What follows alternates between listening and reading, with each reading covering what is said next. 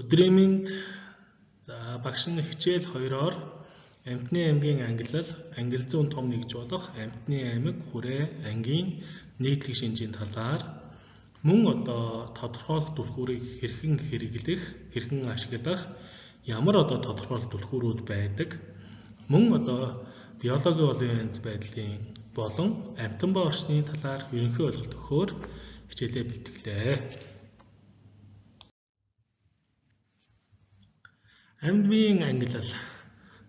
Орчин үеийн эрдэмтэн судлаачид, ангил зуучид маань энэ дэлхий дээр тархсан энэ Амьтны аймгийн олон янз байдал, зүйлийн бүрдлийг ангилан тогтоогоод нэг ойролцоогоор 1.2-оос 1.8 сая гаруй зүйлийн амьд биетийг бол бүртгээд байгаа. Мэдээж Амьтны аймгийг 100% гэж бодвол 90 гаруй хувь, 90-95% нь бол сээр нургуутан, шавжийн ангийнхан, инсекта буюу шавжийн ангийнхан, агаар хэлбэртний ангийн төлөөлөгч, олон янз байдлыг бүрдүүлэгч зүйлүүд маань Амьтны аймгийн олон янз байдлын ихэнх хувийг нь эзэлдэг байх нэ гэж ойлгох хэрэгтэй. Мөн байгаль их дэлхийд гүйцэтгэх үүрэг, амьтны зүйлийн харилцан үйлчлэгийн үйлчлэлд идэвхтэй хамгийн тэргүүлэх ач холбогдолтой бүлэг бол сээр нургуутны бүлэг байдаг. Орчин үед бол Амьтны аймгийн ангил зүйн судалгааг эрчимтэй хийж байгаа. Монгол орны тухайд бас Амьтны аймгийн ялангуяа энэ сээр нургуутан, шууны бүлэг, хөхтний анги, хоёр нутагтан, мөлхөгчийн анги, эдгээр бүлгүүдийн судалгаа, ангил зүйн судалгаа сайн хийгдсэн. Наривчсан биологийн судалгаанууд хийгдэж байгаа. Сээр нургуутан буюу шавжийн ангийн судалгаа маань эрчимтэй хийгдэж байгаа. Ер нь ангил зүйч эрдэмтдийн хийж байгаа энэ судалгаа шингээний ажил нь бол амьд биеийг хялбараар ангилахын тулд амьд биеийн хоорондын ялгаатай ба ижил төсөөтэй шин тэмдэгтээр үндэслэн л амьтдын бүлгүүдийг ангилж ялгаж ирсэн байдаг. Бид өмнөх 1-р хичээлдэр амьд биетийг хэрхэн ангилдаг вэ? Амьд биет нь амьгүй биетээс хэрхэн ялгардаг вэ? Ямар ерөнхий шин тэмдгүүд байдгийг, Амьтны аймгийн дээр бүлгүүд, хүрээнүүдийн талаар онцлог шинжүүд нь юу вэ?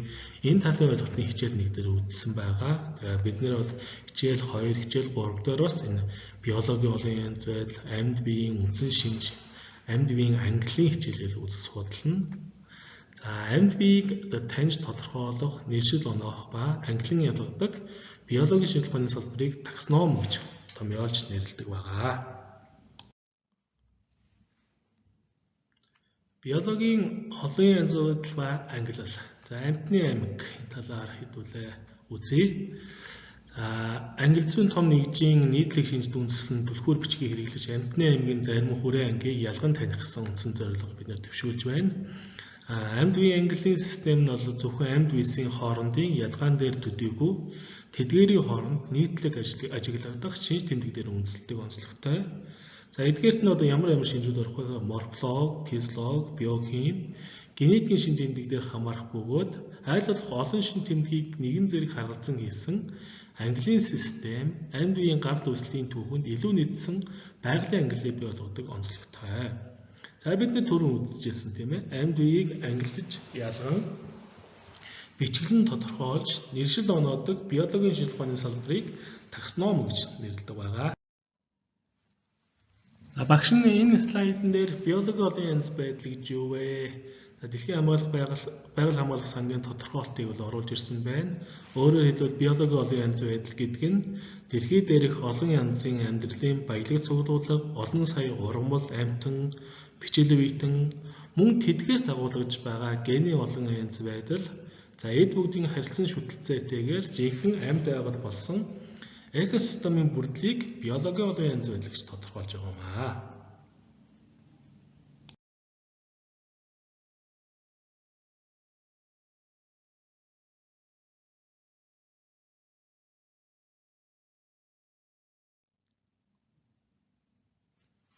Багш нь хичээлийн 2-р хичээлийн 5-6 дугаар слайдн дээр зүйлийн олон янз байдал, генийн олон янз байдлын тодорхойлтуудыг оруулж ирсэн байна. За одоо бидний одоо үзэж байгаа энэ хэсэгт нь болохоор энэ Крипсийн эклог гэдэг алдартай бүтээл байдаг. За түүнд одоо дэлхийн тэргүүлэх одоо эклог судлаач нарын гаргасан одоо бүтээл дээр бол энэ дэлхий дээрх биологийн олон янз байдлыг бас ямар нутаг орон газар нутгийг эзлэн орж байгаа вэ? Ямар орчинд байгаа вэ? Үүнээс хамааруулаад үндсэнд нь 3 хувааж байгаа. Тухайлбал одоо зүйлийн баялаг буюу альфа олон янз байдал, за одоо уулын өндрийн түвшний дагуух зүйлийн бүрэлдэхүүний өөрчлөлтийг бета олон янз байдал, за мөн одоо бүс нутгийн твийн хэмжээнд зүйлийн одоо тоог гамма олон янз байдлыг томьёолдог тодорхойлдог байгаа. Биологийн олон янз байдлын ангиллал гэсэн хэсэгт болохоор багш нь ангил зүй гэж одоо юу судалдаг ухаан бэ? Энэний тодорхойлолтыг оруулж ирсэн байна. За байгальдах олон янзын амьд биедийг ялгаан ангилж, бичгэлэн тодорхойлж, нэршил оноодог биологийн салбарын шинжилгээ ухааныг ангил зүй гэж томьёолдог байгаа. За ангил зүйн шинжилгээ ухаан болохоор хэд хэдэн салбаруудтай агуулгатай байдаг байгаа. Ангил зүйн шинжилгээ ухаан болохоор таксоном буюу ангиллал, номенклатур буюу нэршил, филоген буюу түүхэн хүчил гэсэн 3 үндсэн асуудлагтунтай байдаг байна. За эдгээр нь бол ангилж, нэрлэн, удам төрлийн холбоог харгалзан ангил зүйн системд оруулж байрлуулдаг.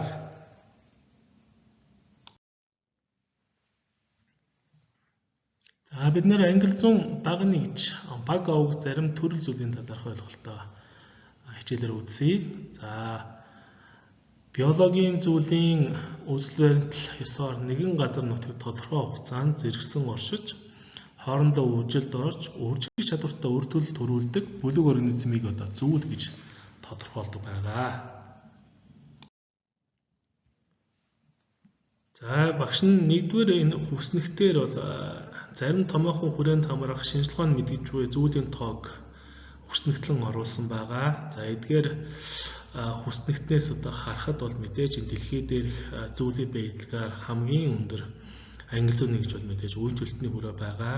За өөрөөр хэлбэл үе төлтний хүрээнд бидний сайн мэддэг шавжийн анги, аал хэлбэртний анги, за олон хөлтний анги, тийм ээ, хавч хэлбэртний ангийн төлөөлөлд ордог байгаа. Тухайлбал одоо шавжийн ангийн аймгийг бол дангаараа 1 сая гаруй зүйл байдгаа гэж эрдэмтэд бол гаргасан ирсэн байдаг. За энэгээр хүснэгтнээс харахад одоо үе төлтөн бол одоо тийм ээ тодорхойлсон зүйлийн тоо нь бол сая 65 мянга гэж байна. За байж болох тоо нь бол магадгүй 9 сая хүртэл одоо зүйл одоо үе төлтний одоо хүрээний төлөөлөгчдийн дэлхий дээр бол тархсан биологийн олон янз бүрийн баялаг байдгаа гэж ойлгож байна. За мөн 100% гэж бодвол ерөнхийдөө одоогоор ангил зүйч эрдэмтэд маань 12% нь бол судалсан байна. Тэгвэл харьцангуйгаар энэ хөвчтний одоо хүрээ, за хөвчтний хүрээнд одоо хөгтний анги орж байгаа шүү дээ. Өөрөөр хэлбэл одоо тодорхойлсон зүйлийн тоо нь 57739 зүйл байдаг байна. За байж болох тоо нь 60,000 хүртэл одоо зүйл байж болох юм аа. Өөрөөр хэлбэл одоо 100% гэж бодвол одоогоор эрдэмтэн судлаач нар маань за хөвчтөн хүрээний бүлгийн одоо амьтдын 96% нь судалсан гэсэн дүн мэдээ бол байна. Ангил зүйн баг нэгж баг овогт зарим төрөл зүйлийн ойлголтыг өгье. Ер нь бол гарал үүслийн хувьд ойрын холбоотой зүйлүүдийг агуулсан ангил зүйн дараагийн нэгжийг төрөл гэж тодорхойлдог. Тухайлбал одоо дээд хөгжилтэй амьтдын бүлэг болохын за энэ өмхийн хүрэн гэдэг тийм ээ мустела төрлийн одоо амьтан маань хотны үеийн ойл солонго зэрэг нь бол ялгаатай зүйлүүдийг энэ мустела гэдэг төрөлд бол яг хамруулдаг байна. За тухайлбал одоо хэрвээ сээр нургуудын дээр бол шавжийн одоо за диптера буюу хостал өвчтний багийн ялгааны багийн за тэр муска төрлийн муска домнистика буюу тасалгааны ялаа, муска сорбенсийн тасалгааны ялаа нэр нь бол өөр зүйлийн гэхдээ нэг төрөлд хамаарагдах ялгааны зүйлүүдээ гэж ойлгож байна тийм ээ. За мөн одоо хоорондоо ижил төстэй төрлүүдийг нэгтгэхэд овог болгодог. За овог нь мэдээж багтай хамааралтай байдаг. Багууд нийлээд ангийг үүсгдэг. Ангиуд нийлээд хүрээг үүсгдэг. Хүрээнүүд одоо нэг аймгийг үүсгдэг. Тухайлбал тасалгааны ялааны жинхэнэ ялааны овог, касприд ялааны овог ч гэдэг юм уу тийм ээ.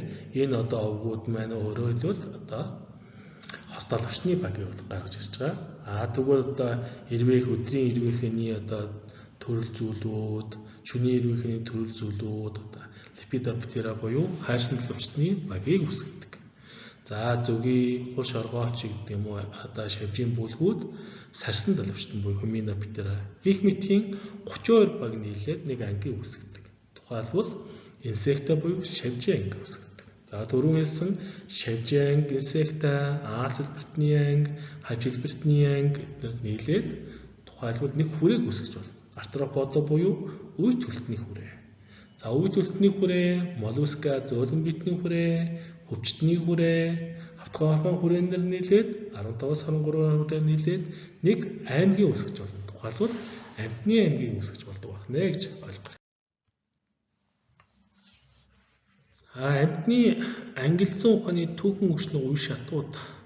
За энд бол багш нь Өвөр Монголын нэр дэрлэмтэн, за Нэмонгу Кунчун буюу Өвөр Монголын шавж номыг бичсэн. За хемипетера буюу писаны судалгаа хийдэг Өвөр Монголын эрдэмтэн Нөгнөөж багшийн одоо амьтны ангилзан ухаан гэсэн бүтээл байдаг. За амьтны ангилзан ухаан бүтээл тусгацснаар бол амьтны аймгийн ангилзан шинжилгээ ухаан бол түүхэн хөгжлийн явцад 3 шатанд хуваана гэж оруулж ирсэн байдаг. Нэгдүгээр үе нь болохоор одоо бидний сайн мэддэг газар орон зүйлсийн судлалын шат буюу бидний одоо мэддэг биологийн хичээлээр судалж байсан бүтээлүүдийн шинтэн үзэж байсан Карл Линнэ. Өөрөөр хэлбэл одоо амьтны ангилзан одоо эцэг гэж одоо үнэлэгддэг нэр дэрлэмтэн Карл Линнэ бол нэгдүгээр үе шатанд одоо ордог байна.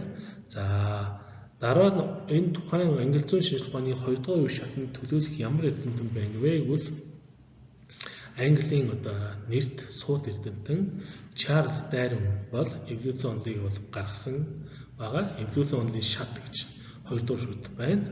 За 3 дугаар үе шат нь болохоор популяц судлалын үе шат гэсэн 3 үндсэн үе шатанд одоо амьтны ангилзан ухааны түүхэн хөгжлийн үе шатанд бол хуваагддаг байна гэж ойлгох хэрэгтэй.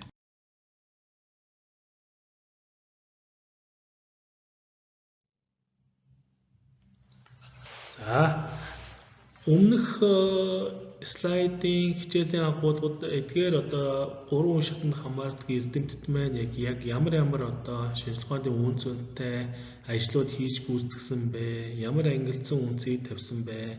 Амьтны аймгийг хэрхэн ямар бүлгүүд хуваасан бэ гэдэг мэдээлэл нь бол байгаа. Тухайлбал одоо ангилзан одоо эцэг гэж үнэлэгддэг Карл Линнэ маань одоо энэ зурган дээр харагдж байна. Амьтны одоо аймгийн одоо ерөнхий шатлсан системүүдийг гаргаж ирсэн байгаа. Түүнээс гаднаас амьтны аймгийн ерөнхийд нь 2 үндсэн том бүлэг болгосон гэдгийг бид нэр өмнөх хичээл дээр үзэж байсан шүү дээ. Ургамлын аймаг, амьтны аймаг гэдэг. Тухайлбал одоо нэгэн төрлийн одоо махан идэгчтэй амьтан тийм ээ зүйл нь байна. Төрөл овогтой орж байна. Карнивора буюу одоо махан идэгчний баг. За мамалия буюу сүүгэр бүжигчийн анги, за чордата буюу орсоор хоордвий гэдэг тийм ээ хөвчтний хүрээ, анимала буюу амьтны аймаг, эвкорегийн дээд аймаг гэсэн ангилзууд орж байгаамаа. За дараагийн 15 дугаар слайдн дээр болохоор Карл Линнэ гэж нэр дэрлэмтэн маань амьтны аймгийг ерөнхийд нь 6 үндсэн бүлэгт хуваасан байдаг байгаа. Айвис буюу шууны анги, мамалия буюу бүхтний анги, инсекта буюу шавжийн анги, пистис буюу загасны анги тийм ээ. Вермс буюу хорхоо зөөлөн биетний бүлгүүд гэсэн ийм одоо английн системийг үүсгэсэн.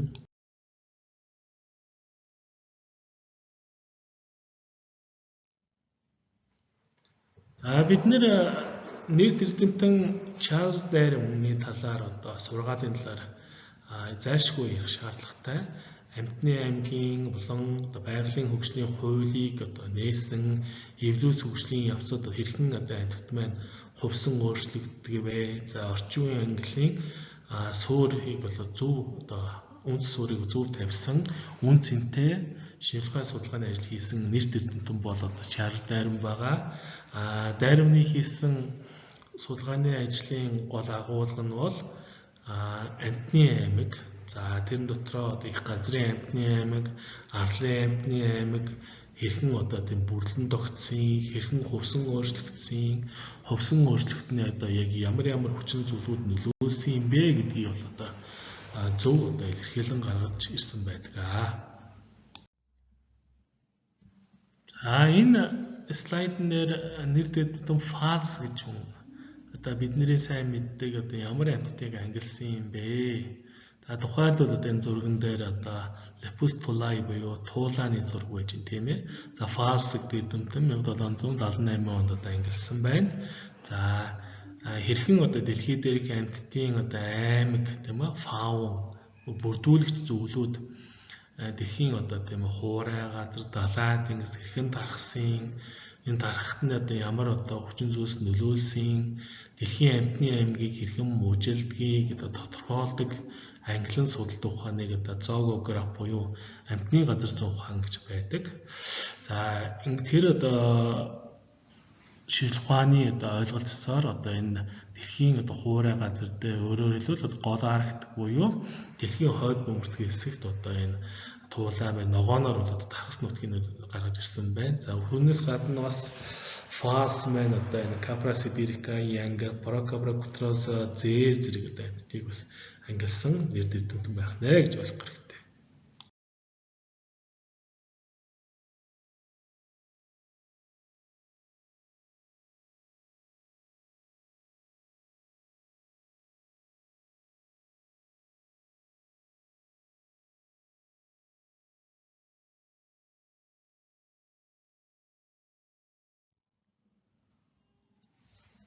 Энэ хүснэгтэн дээр болохоор багш нь үе төлөвний хүрээнүүдийн үндсэн 4 анги болох шавжийн анги, Аз хэлбэртний анги, хавч хэлбэртний анги, олон хөлтний ангийн төлөөлөл тийм ээ. Шавжийн анги инсекта, Аз хэлбэртний анги тийм ээ, арахнида, хавч хэлбэртний курсаца, олон хөлт мөрөподо гэсэн үндсэн 4 анги бол одоо үе төлөвний хүрээ буюу артроподо. Өөрөөр хэлбэл одоо энэ дэлхийд дарга амьтны аймаг дотроос хүрээнүүд дотроос хамгийн олон янз байдлаар баялаг олон зүйлтэй хүрээ юу вэ гэвэл мэдээж үе төлөвний хүрээ байгаа. За түүн дотроо одоо энэ дэлхийд дээр хамгийн өргөн тархсан олон зүйлтэй анги бол шавжийн анги байдаг шүү дээ. За тэгээд энэ үе төлөвний хүрээний голлох 4 ангийн бүлгүүдийн бие бүтцийн хувьд одоо ялгагдах үндсэн шинжүүд нь юу юм бэ гэдгийг энэ хүснэгтэн дээр та бүхэнд бол харуулсан байгаа. Тухайлбал одоо шавжийн биеийг бол ерөнхийдөө толгойч ээж хөвлийг гэсэн үндсэн 3 хэсэгт хувадаг. За тэгвэл Аз хэлбэртэн дээр болохоор толгойч ээж хөвлийг гэсэн 2 үндсэн хэсэгт хувадаг байна. За хавч хэлбэртэн болохоор толгойч ээж хөвлийг гэсэн 2 үндсэн хэсэгт хувадаг байна гэж ойлгож тийм ээ. За тэгвэл шавжийн хувьд хэдэн хос хөлтэй юм бэ гэхээр 3 хос буюу hexapod буюу 6 хөлтэй байдаг байна. Аз хэлбэртэн дээр болохоор 4 хос буюу 8 хөлтэй, хавч хэлбэртэн дээр болохоор 5 хос буюу 10 хөлтэй. За олон хөлтөн дээр бол яг маш одоо биеийн одоо үе нь болохоор олон үе болгоно хос сүлийн тоотой хос сүл гардаг. Тийм болохоор энэ ангийг олон хөлтний анги гэж нэрлсэн байгаа. Заримдаа 20-оос 100 гаруй үеийнээс олон хөлтний бие нь бол тогтдог ийм онцлогтой бүлэг байгаа. За ялгдах гол онцлог нь бол сэр нургуудын дотор шавжийн ангийн төлөөлөл бол далавч гэдэг зүйл үүссэн байгаа. За амьсгалын эрхтмэл тархиан гуурсан амьсгал ууртай. За Аз хэлбэртний хувьд нисдэггүй бол шавж хэлбэртний хувьд шавжийн ангийнх нь бол нисдэг онцлогтой. За мэдээж ангилцууд бол шавжийн нисдэг шавжууд, далавч шавжуудыг ангилахдаа далавчны судалжилт бол маш их чухал ашиг бүгдтэй байдаг. Ер нь бол шавжийн 7 судал байдаг шүү дээ. Гастал, субгастал, ардал, медал, гоптал, анал, югуал гэдэг. Судалчдын хэлбэр өнгө зүс тэр атра сарсных нь хэлбэр толб эдгээр шинжээр нь бас одоо энэ шавжийн одоо энэ бол ийм төрөл зүйлийн шавж энэ бол одоо энэ төрөл зүйлийн шавжаа гэж тодорхойлдог байх нэ гэж ойлгох хэрэгтэй.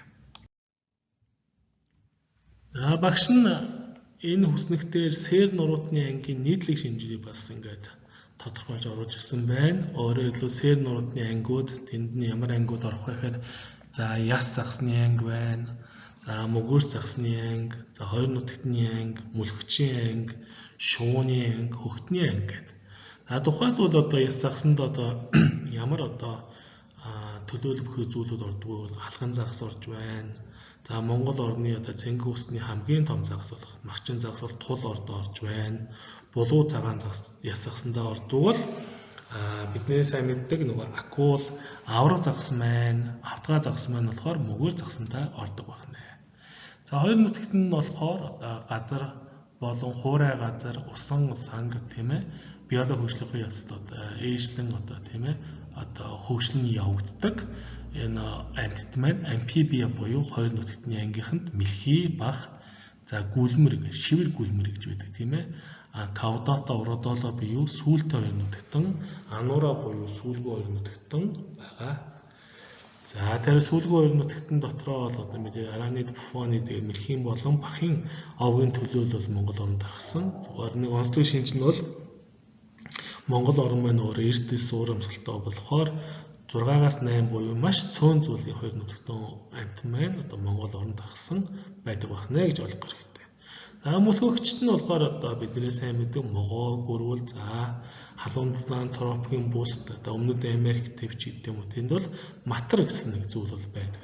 За Монгол орны нөхцөлд могооны 9 зүйл, за гөрвөлийн бас тийм ээ нийтдээ мөлхөгчийн 22 зүйл бол тархсан байдаг.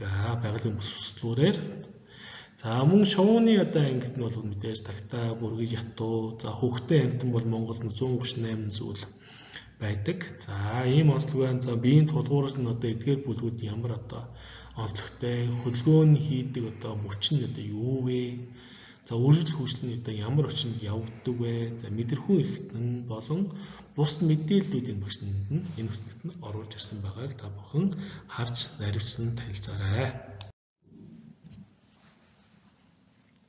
Амьтны ангилсан ухааны дүрм журмын талаар хэдүүлээ хичээлээр шинэ мэдлэгээ үзье. За нэрлэх буюу нэрийн асуудал бол амьтны ангилсан нэг чухал асуудал юм а гэдэг бид өмнөх хичээлээр үзэж байсан. За амьтны аймгийн ангилсан төвөн үгжлийн үе шатыг 3 үе шатанд хуваадаг байгаа. За тэгээд амьтны аймгийн дүрм журмыг бол одоо гаргаж ирсэн байдаг. За мэдээж анхны амьтны нэршин дүрмийг Английн эрдэмтэн Стриклент бол одоо агуулга гаргаж ирсэн байгаа.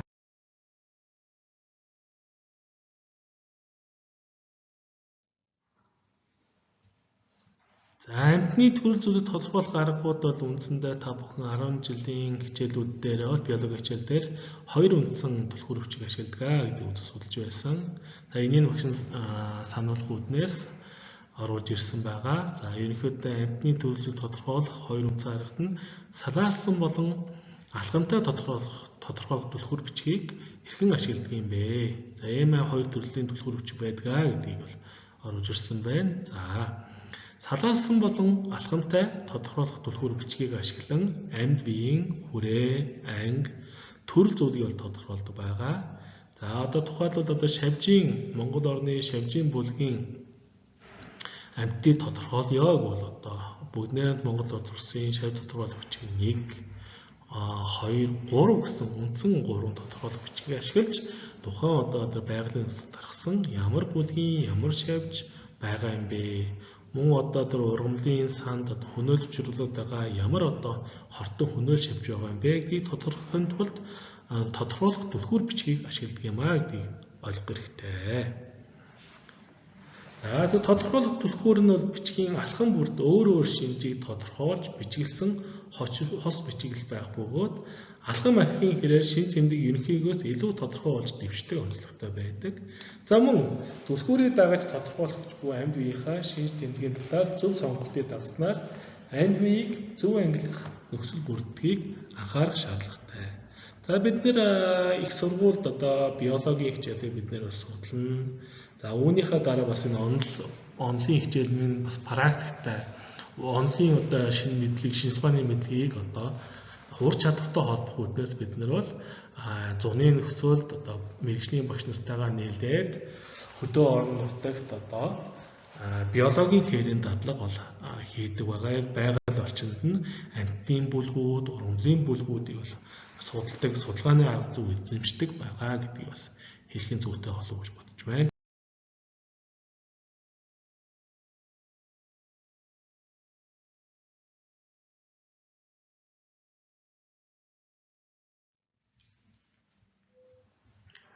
Амьтны нэршил хэрхэн амьтдыг нэрлэдэг вэ? хэрхэн хос нэршлэн зочмоор нэрлэдэг вэ гэдгийг энэ багшны энэ слайднээр тайлбарлаж өгье. Аливаа нэг биологийн төр зүйлийг нэгэн адил амьтдын зүйлийг хос нэршлийн зочмоор нэрлэдэг байгаа. За багш нь бас түрүүн бас сээр нургуутан амьтан дээр энэ жишээг бол авч хэрэгжилж байсан. За тухайлбал энэ дээр багш нь Палкочерүг буюу монголоор бол идлэг шонхор гэж ярьдаг тийм ээ. Шонхор шувууны зүйл байна. За тэгвэл палко гэдэг төрөл нь ардлынх нь бол тухайн зүйлийг тодорхойлсон нэр байх нь үг байх нь байна. За тэгвэл палко тинекулус зүйл яг гоо начин шонхор. Өөрөөр хэлбэл начин шонхор, идлэг шонхор нь нэг төрлийн хэн байх нь байна. Харин бол өөр зүйл юм аа гэдэг эндээс бол харагдж байна. За ард нь байгаа нь бол мэдээж томьёолж анх одоо тийм ээ ангилсан хүнийх нь нэрийг бол онтой нөлгөө оруулж ирдэг байгаа.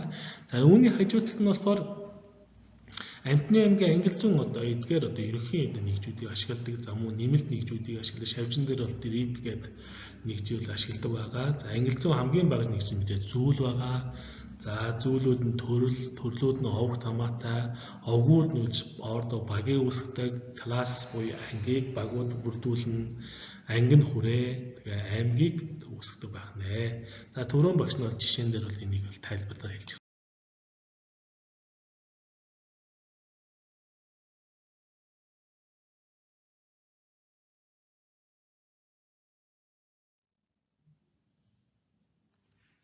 Багш нь энэний өмнөх 30 дугаар слайд, 31 дугаар слайдн дээр бол ерөөхдөө амьтны ангилсан шинжилгээ ухаанд тийм ээ амьтыг ангилахдаа судалгааны бас хэд хэдэн үндсэн аргууд байдаг. Морфологийн арга гэж бий. Өөрөөр хэлбэл одоо Монгол орны хувьд эрдэмтэн судлаач нар маань бас одоо амьтдыг ангилахдаа гадаад бүтцийнх нь шийд тэмдэг дээр одоо үнэлж одоо амьтдыг бас ангилж тодорхойлдог. Ургамал дээр бас эндгээр аргууд бол хэрэгэлдэг байгаа. За мөн одоо орчин үеийн молекул биологи, генетикийн арга гэж бий. Гэх мэтийн олон аргууд бий. За энэ слайдн дээр бол одоо ямар схем гаргаад ирвэ гэхээр амьтны аймгийн голлох хүрээнүүдийн нэршил, хүрээнүүдийн нэрийг багш нь оруулж ирсэн байна. За хажуудалд нь өнгөөр ялгсан схем нь бол одоо бидний одоо хамаардаг хөвчтний хүрээнд үндсэн одоо 3 дид хүрээнд хамаарагддаг. За вертебрата буюу 3 дугаар хүрээ сэр нуруутны салбар хүрээнд одоо хүн гэдэг хөхтөн амьтан маань хамаардаг байгаа, хамаарагддаг, харьяалагддаг. За вертебрата нь болохоор бас 2 салдууга. Куклостомата буюу дугуйн амтны орус А гената эрүүгүйтэн, генатостомата буюу эрүүтэн. Тэгэхээр хүн гэдэг нь өөрөө эрүү ястай болохоор эрүүтний бүлэгтэй хамааралтай. За эрүүдний бүлэг нь болохоор бас дотроо 2 салж байгаа. Загасны дээд анги хуурай газрын сертэн буюу тетрапода гэдэг. Бид 4 мөчтэй хуурай газарт амьдардаг болохоор хуурай газрын сертэн буюу тетраподод нь хамаатай байдаг юм аа гэдэг нь бол харагдж байна.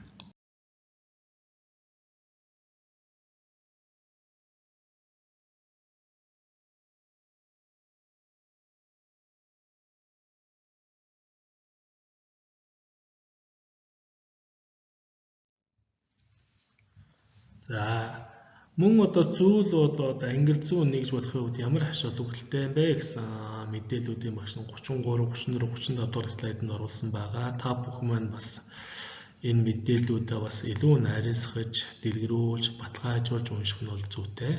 За энэ слайдн дээр болохоор багш нь зүйл болон бус ангил зүүн нэгжийг тодорхойлохын ач холбогдол юу юм бэ? За мөн харь зүйл юу гэж юу вэ? Энэ талын ойлголт өгөхийг зорж байна. Өөрөөр хэлбэл одоо тодорхой газар нутагт анханасаа байгаагүй, амьтны одоо аймагт нь бол байгаагүй, харин хүний үйл ажиллагаа болон бус шалтгааны улмаас шинээр одоо суурьшиж ирсэн зүйлүүдийг бол харь зүйл гэж нэрдэг байгаа. Ер нь бол одоо харь зүйлтэй холбоотой 10-ын дүрм гэж бий. Ерөнхийдөө л их хүчлэн болох харь зүйл гаднаас орж ирсэн зүйл маань тухайн нутаг орныхоо булган зүйлд тийм ээ сөрөг нөлөөтэй байдаг. Тухайлбал энэ жишээн дээр бол амьтан дээр бол Австралийн динго нохой гэж байдаг. Австрали гэдэг нь өөрөөр хэлбэл арлын одоо тийм ээ ландшафттай орчин байгаа шүү дээ. Арал гэсэн үг. За цөлрөг хэрийн бусдаа амгаалсан. За их газраас маш эрт одоо салсан төв байгаа. Тийм болохоор Австрали төв маань бусдаа төв нутаг орны амьтны аймагаас бас эрс ялгадах өрмөс одоо уудтай амьтдыг одоо амьтны аймгийн үнсэн бүрдүүлж өгдөг байгаа. За тэгвэл одоо хүмүүсээ явагдсан тэр динго гэдэг нохоо маань харьцангуй өндөр хөгжилтэй, махан нэгтжтэн хөвгтэй амьтан байгаа. Тэгэхээр удаа нутгийн одоо уугуул уут чоныг одоо тийм газар нутгаас түрэх тухайн амьтны сөрөг нөлөөлөл илэрсэн гэсэн ийм судалгаа шингээний ажлын дүн бол байдаг. За тэгвэл ургамал дээр бас энэ ойлголтын багшны жишээн дээр бол орж ирсэн байна. За 2 дугаар хичээлээр багш нь Амтны аймгийн англи зүйн системийн талаар англи зүйн шинжилгээ ухаан хэрхэн өөрчлөж ирсэн, англи зүйн үндсэн судалгааны нэгжүүд нь юу вэ? Энэ талаар өргөн агуулга бүхий шинэ мэдлэгийг олголоо. За тэг хичээлээ баттган тусгай ажлуудаа заавал хийхийг хүсье. Тэгээ дэлгэрүүл наривч уншаарай. Амжилт хүсье.